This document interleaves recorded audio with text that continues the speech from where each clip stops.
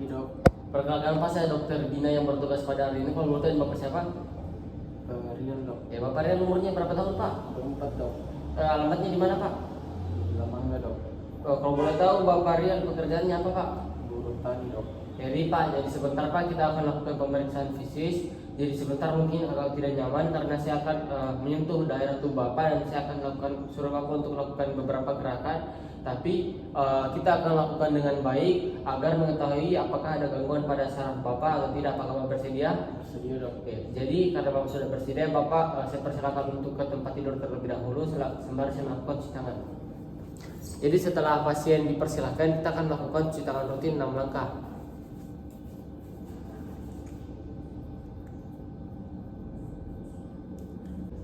Jadi Pak, pemeriksaan yang pertama itu yaitu pemeriksaan kaki kuduk. Permisi Pak.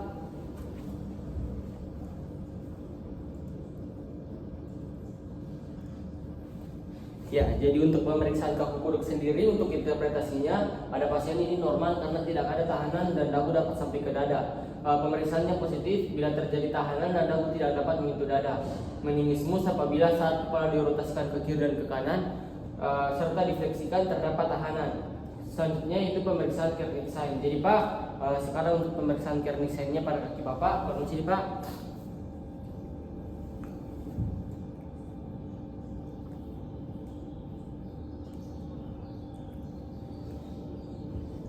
Ya, jadi untuk pemeriksaan Kernig sign-nya sendiri, interpretasinya Kernig sign negatif atau normal apabila ekstensi lutut dapat mencapai minimal 135 derajat. Kernig sign positif atau abnormal yaitu ketika gerakan tidak dapat menyampai 135 derajat dan terdapat rasa nyeri. Ini kita lakukan pada kaki dan kaki kanan. Kemudian Pak, kita akan lakukan pemeriksaan Burzynski. Burzynski ada banyak yang kita akan melakukan tes Burzynski yang pertama. Permisi Pak.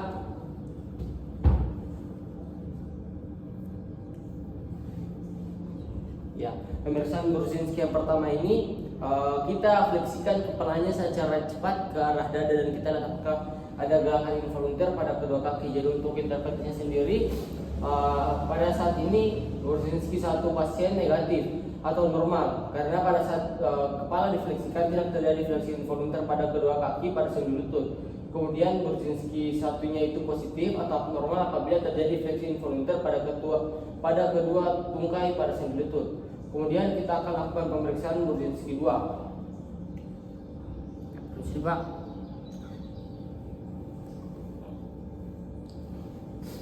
Ya, untuk pemeriksaan Burzynski 2 ini dia interpretasinya positif atau abnormal bila tungkai yang dalam posisi ekstensi terjadi fleksi dan terjadi fleksi involunter pada sendi panggul dan lutut. Kemudian negatif atau normal apabila tidak terjadi apa-apa. Ini kita lakukan pemeriksaan yang sama juga pada kaki kiri dan kaki kanan.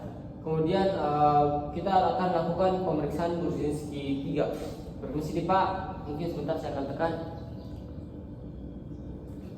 Ya, jadi di sini untuk interpretasi Burzynski 3 yaitu kita lakukan penekanan pada kedua os zigomatikus kiri dan kanan dengan menggunakan ibu jari. Untuk interpretasinya sendiri, Burzynski 3 positif apabila terjadi fleksi involunter pada kedua ekstremitas superior pada sendi siku. Burzynski 3-nya negatif atau normal apabila tidak terjadi apa-apa pada saat penekanan os zigomatikus. Kemudian Pak, kita akan lakukan pemeriksaan Burzynski 4. Ini kita akan lakukan penekanan pada sifisis axium pubis Bapak. Permisi Pak. Ya, di sini positif atau abnormal, interpretasi sendiri positif atau abnormal apabila terjadi fleksi involunter pada kedua tungkai pada sendi lutut, dan Burzynski 4 negatif apabila tidak terjadi apa-apa. Kemudian baik Pak, di sini kita akan lakukan pemeriksaan fontanel. Pemeriksaan fontanel sendiri ada inspeksi dan palpasi. Untuk inspeksinya sendiri di sini kita lakukan penilaian pada bagian kepala. Mari bisa saya lihat.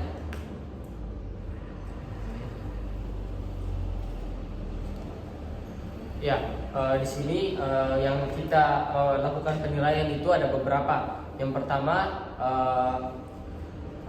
malaje, yaitu tulang tengkorak yang saling menumpuk pada saat lahir, asimetris atau tidak. Kemudian tidak adanya kaput succedanum, yaitu edema di kepala, lunak dan tidak berfluktuasi, berbatas tegas dan menyeberangi sutura dan akan hilang dalam beberapa hari. Kemudian ada tidaknya sempal hematoma yang terjadi sesaat setelah lahir dan tidak tampak pada hari pertama karena tertutup oleh kaput yang akan hilang dalam waktu 2-6 bulan. Kemudian kita akan lihat apakah ada tidak pendarahan. Kemudian kita akan lakukan pemeriksaan selanjutnya, itu palpasi kepala. Di sini kita akan palpasi adalah sepanjang garis sutura dan fontanel pada saat bayi duduk dan tenang. Permisi Pak, bisa digendong dengan tenang anaknya di.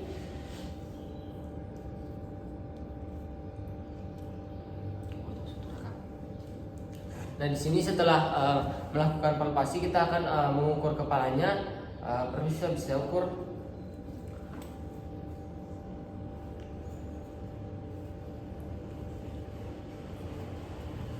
Ya di sini untuk perannya sendiri untuk interpretasinya fontanel anterior atau atas berbentuk segi 4 dan umumnya berdiameter 5 cm. Untuk fontanel posterior sendiri berbentuk segitiga dan berdiameter 1,25 cm. Sutura yang tidak berjarak lebar mengindikasikan bayi preterm. Kemudian sutura dan fontanel yang terlalu cepat menutup sebelum masanya disebut craniosynostosis. Kemudian kita akan nilai penonjolan dan cekungannya. Fontanel yang menonjol mengindikasikan peninggian tekanan intrakranial atau TIC pada bayi, misalnya meningitis atau hidrosefalus. Fontanel yang cekung menunjukkan adanya keadaan dehidrasi. Kemudian kita lihat juga apakah fontanelnya masih terbuka atau sudah tertutup. Fontanel anterior umumnya menutup pada saat bayi berumur 6-8 minggu. Fontanel posterior menutup pada saat bayi berumur sekitar 18 bulan. Jadi Pak, sekarang kita akan lakukan pemeriksaannya, itu namanya tinel test.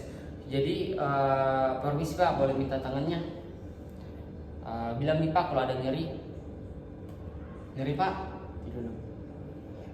Jadi untuk interpretasi sendiri, tinel testnya positif jika timbul nyeri yang menjalar dari tempat penekanan hingga daerah sesuai inervasi nervus medianus, yaitu jari 1, jari 2, jari 3 dan setengah jari 4. Kemudian di sini Pak kita akan lakukan pemeriksaan Valentest. Ini kita mau lihat apakah ada gangguan pada tangan Bapak. Bisa dibunyikan tangannya, dikasih ketemu, kasih rapat Pak, kasih dulu sikunya Pak. Nah, bisa dikembalikan lagi Pak. Untuk pemeriksaan Valentestnya sendiri, jika timbul nyeri menjalar sesuai inervasi nervus medianus berarti Valentest positif, yaitu terdapat penekanan nervus medianus pada kanalis carpi atau carpal tunnel. Kemudian hiperfleksi pada pergelangan tangan dapat menimbulkan parestesia dan nyeri sepanjang perjalanan nervus medianus. Kemudian kita akan lakukan pemeriksaan sensibilitas. Permisi Pak, bisa ditutup matanya di. Bilang nih Pak kalau ada kita rasa atau tidak ada sama sekali.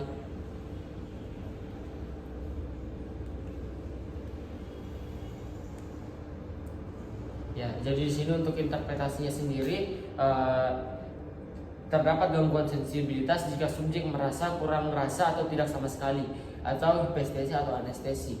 Kemudian di sini Pak kita akan lakukan pemeriksaan selanjutnya, pemeriksaan untuk nervus ulnarisnya Bapak. Yang pertama itu tinel test. Ini tinel testnya agak berbeda sama yang tadi. Permisi Pak, bisa minta tangannya. Tadi Pak.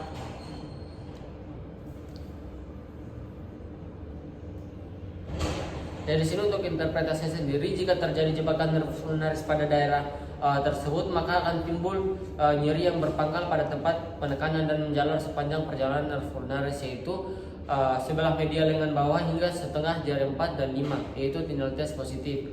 Kemudian di sini Pak kita akan lakukan pemeriksaan tinel test secara lain. Bisa minta tangannya Pak. Di sini kita akan lakukan penekanan pada tepi lateral os pisciform atau guyon kanal. Ada rasa nyeri Pak? Ya.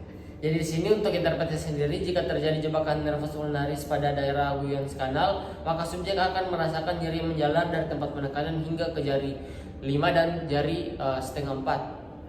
Kemudian kita akan lakukan pemeriksaan sensibilitas untuk nervus ulnarisnya Bapak. Permisi nih Pak. Ada kita rasa nyeri? Ada. Ya. Jadi di sini untuk interpretasi sendiri positif bila pasien kurang rasa. Di sini pasiennya merasakan sensasi nyeri berarti normal. Kemudian kita akan lakukan pemeriksaan pada nervus radialisnya Bapak. Jadi di sini kita akan lakukan lagi tinel test. Permisi Pak.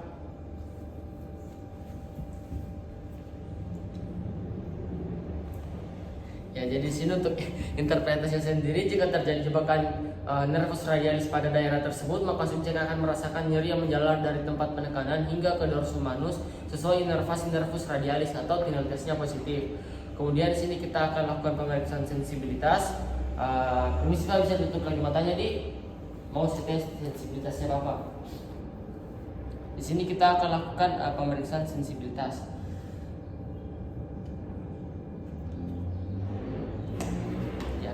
Jadi di sini untuk interpretasinya sendiri, tesnya dikatakan positif apabila pasien kurang merasakan rangsangan hingga hilang sama sekali.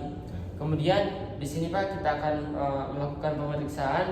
Yang pemeriksaan ini sebentar Bapak dalam posisi tidur. Pemeriksaannya itu nervus ischiadicus atau Lasek test. Sendiri sebentar saya akan angkat kakinya Bapak bilang kalau ada nyeri yang Bapak rasa. Permisi Pak. Ya, makasih Pak. Jadi untuk interpretasi sendiri, jika subjek merasakan nyeri yang menjalar dari bokong hingga ke tungkai sesuai dengan inervasi nervus ischiadicus sebelum mencapai 70 derajat, berarti di sini kita katakan Lasek testnya positif. Yaitu biasanya didapat pada penderita herniasi diskus L5, S1 atau S2. Kemudian di sini kita akan lakukan pemeriksaan tes Petri, yaitu pemeriksaannya sebentar Pak. Kita akan tempatkan tumitnya Bapak pada tungkai yang sakit atau tungkai lainnya. Permisi Pak. Di sini juga kita lakukan pendekatan pada lutut yang difleksikan. Kita lakukan pada kedua kaki. Jadi di sini interpretasi sendiri akan timbul nyeri pada sendi pinggul ipsilateral pada saat dilakukan penekanan pada lutut yang difleksikan tersebut. Kemudian kita akan lakukan pemeriksaan lagi Pak, ini namanya kontrapetrik, ini perlawanan sama tes tadi. Terus Pak, di sini kaki yang sakit akan dirotaskan serta diaduksikan. Kita akan lakukan penekanan sejenak pada lutut tungkai tersebut. Bilang nih Pak kalau ada nyeri. Di sini untuk interpretasi sendiri akan timbul rasa nyeri pada garis sendi sacroiliaca bila di situ terdapat keadaan patologis atau artritis, baik berupa nyeri yang menjalar sepanjang tungkai maupun yang terbatas pada daerah gluteal atau sakral saja. Kemudian di sini kita akan melakukan pemeriksaan fisik khusus. Jadi ini Pak, kita akan lakukan pemeriksaan tanda Tostex. Mungkin Bapak bisa bangun sedikit Pak. Ya, pemeriksaan yang terakhir Pak, ada namanya pemeriksaan tanda Tostex. Permisi Pak. Sebelahnya lagi Pak. Ya, ada rasa nyeri Pak? Ada dong. Ya, jadi di sini respon yang didapatkan berupa untuk interpretasi sendiri, respon yang didapatkan berupa kedutan atau tarikan minimal pada sudut bibir atau sudut mulut. Maksimal jika terdapat kontraksi pada daerah frontal wajah atau otot sekitar mata dan pipi. Jadi Pak, pemeriksaan itu sudah selesai. Masih ada yang mau tanyakan? Tidak ada. Makasih Pak.